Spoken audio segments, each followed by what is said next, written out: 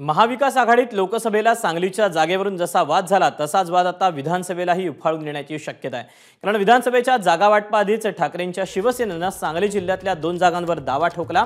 खानापूर, आटपाडी आणि मिरज या दोन्ही जागा ठाकरेंची शिवसेनाच लढवणार असल्याचं चंद्रहार पाटील म्हणाले। लोकसभेत काँग्रेस आणि शरद पवारांच्या राष्ट्रवादीनं आमच्याशी गद्दारी केली, तशी गद्दारी विधानसभेला करू नका असंही चंद्रहार पाटील यांनी म्हटलंय। येणाऱ्या विधानसभा निवडणुकीमध्ये शिवसेना उद्धव बाळासाहेब ठाकरे हा पक्ष सांगली जिल्ह्यामध्ये 2 जागा लढवणार आहे। आज काँग्रेस आणि राष्ट्रवादी काँग्रेसकडून जागांची घोषणा होते, पण शिवसेना पक्षाच्या मूळच्या ज्या 2 जागा आहेत खानापूर, आटपाडी आणि मिरज या 2 जागा कसल्याही परिस्थितीमध्ये शिवसेना पक्ष लढवणार आहे।